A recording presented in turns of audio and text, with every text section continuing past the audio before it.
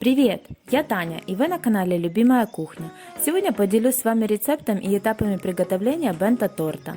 Начну с выпечки бисквита, приготовления пропитки, курда и крем-чиза для сборки торта.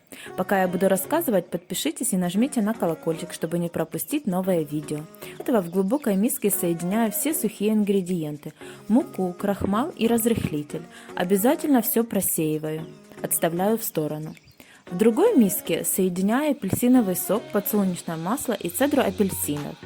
Сок я выжимала по старинке, руками, поэтому обязательно процеживаю. В чашу миксера всыпаю сахар и добавляю яйца. Взбиваю до посветления и увеличения массы в 3-4 раза.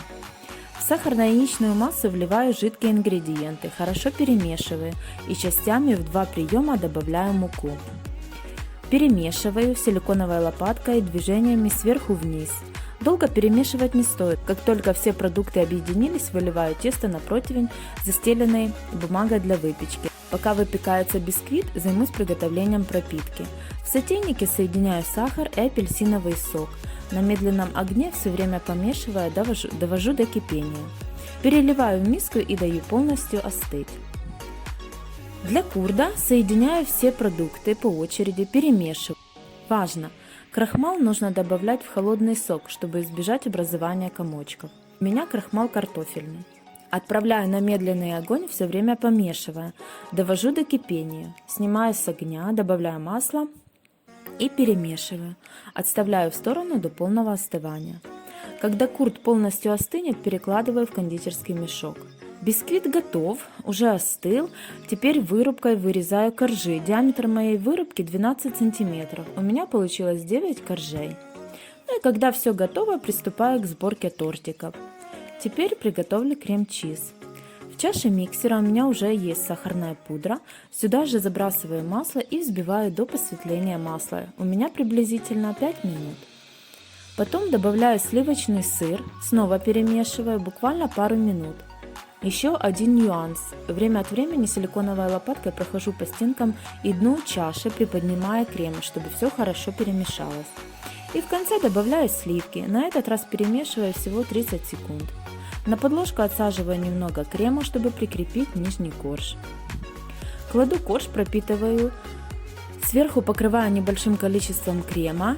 Делаю ободок из крем-чиза для начинки. В моем случае апельсинового курда. И прикрываю следующим коржом. Часть крема оставляю белым для сборки тортиков, а часть окрашиваю в нужные мне цвета. В одном тортике у меня 3 коржа бисквита. Вес такого малыша 380 граммов. По аналогии собираю остальные 2 тортика.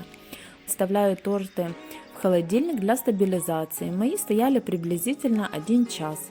По прошествии этого времени можно покрывать финишным покрытием. У меня начинка во всех тортиках одинаковая, а вот оформление разное. Один я покрыла оранжевым крем-чизом и украсила апельсинами и голубикой, а 2 других розетками различных размеров и листочками. Еще я использовала золотой и серебряный кондурин. Вы можете украсить ягодами, кондитерской посыпкой или вообще не украшать. Это как вам больше нравится.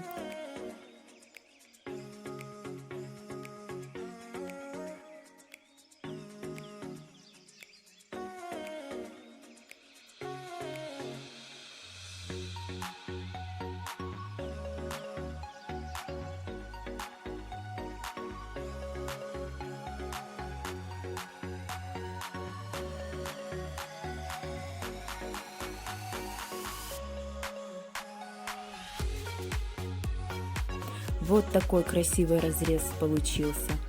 Торт мягкий, воздушный, с легким ароматом апельсина. Нереально вкусный и просто тает во рту.